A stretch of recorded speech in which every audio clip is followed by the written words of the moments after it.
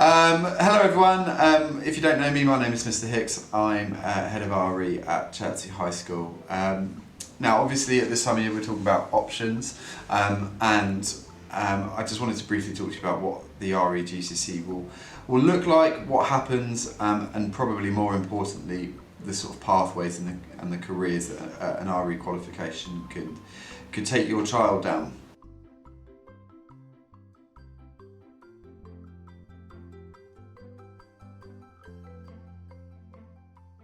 So first of all,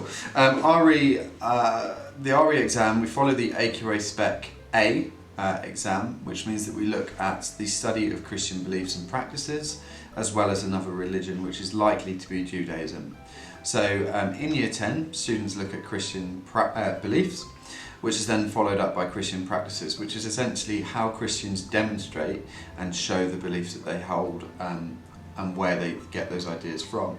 So Christian beliefs is a lot of scripture, a lot of conversation about Jesus as a human being, talks about the nature of the Trinity. And then Christian practices looks at how Christians actually show and demonstrate that faith.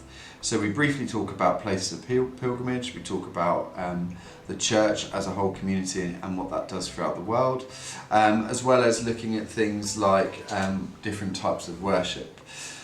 We then move on to talk about another faith. Like I said, it's likely to be Judaism, and we look at Jewish beliefs. Now, the reason that we've chosen Judaism is because of I think it fits nicely into Christianity, and Christianity obviously is coming out of Judaism, so I think there's loads of links there to be seen, which I think is great, and it allows people to understand that Christianity is not a standalone religion, and that actually it has evolved and come out of Judaism.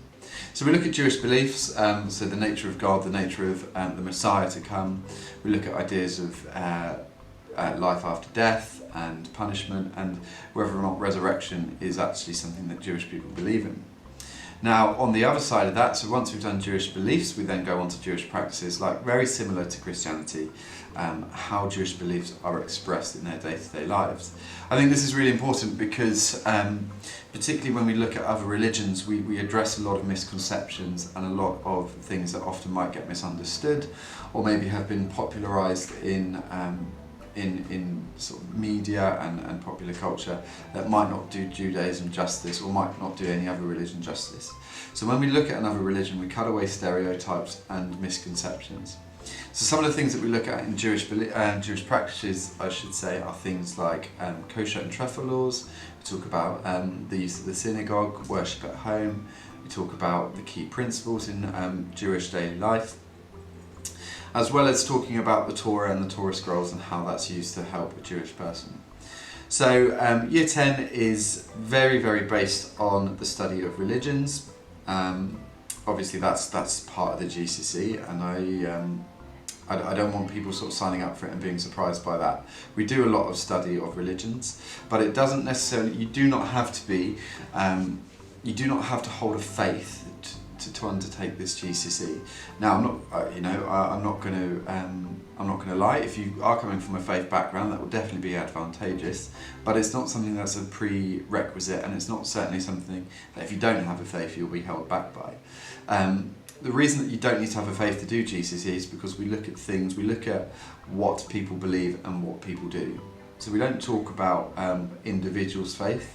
But we study people, their beliefs, their culture and their actions. So some of the things that we look at in Year 11 are how religious people might approach and deal with modern issues. So for example, we choose 4 themes and we study them in a massive detail. So we start off with religion and life. So we'll look at Christian responses and other religious responses to things like controversial topics like abortion, euthanasia, and the use of animals in science. We then go on to talk about religion, peace and conflict. So this is things like war, terrorism, capital punishment, and the issue of forgiveness. We then move on to religion, crime and punishment, so again references to capital and corporal punishment, whether or not prison works, whether or not punishment is a good thing, and how it affects people and how it affects society. And then we move on to talk about religion and human rights, so things like racism, sexism, poverty, discrimination, all sorts of modern issues that I think would really equip your child for a modern life. I think GCSE RE is beautiful because you get to study people, you get to understand people, and where what they believe, where that belief has come from, and how it's expressed. But I think in Year 11 you look at the other side of it that says actually these are things that inevitably your child will face. God forbidding it's any of the sort of life and death ones, but your child going into the modern world will face these modern issues. And I believe that RE is the best GCSE to equip them with the skills, the knowledge, the critical thinking skills that will enable them best to respond to any of the issues that we study. So that's the brief outline of the course and what we'll be studying. When we move to do the exam is 2 papers. So paper 1 comes first, and it's usually one of the first exams as well, and it will be looking at Christian beliefs and practices as well as Jewish beliefs and practices. So paper 1 is all about beliefs and practices of 2 faiths, and that is out of 96 plus 4 marks for spelling, punctuation and grammar.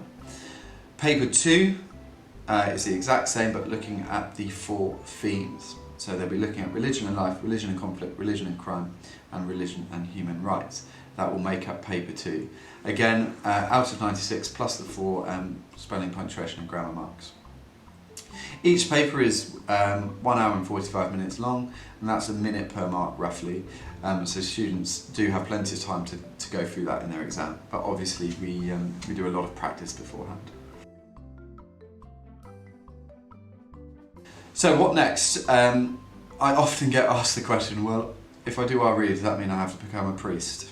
Obviously not, absolutely not. And I'm going to be brutally honest, the careers involving, directly involving a RE GCSE are fairly limited, unless of course you wanted to become a priest or an RE teacher. But I think it's really important to understand that actually RE is a GCSE about people. You learn about people, and the way that the world is going, that most jobs will be service-based jobs that look at helping others. So I think RE is a perfect GCSE to have to apply for a job in human resources or journalism or law or anything to do with helping others or learning or talking about other people. RE, I think, is really important. It teaches students critical thinking, it teaches them empathy, it teaches them that actually there is a wider world out there rather than just what happens in Surrey. So I think it's a really beautiful GCSE to have, because when you apply for universities or colleges or jobs, it shows that you're bothered about people and that actually you've got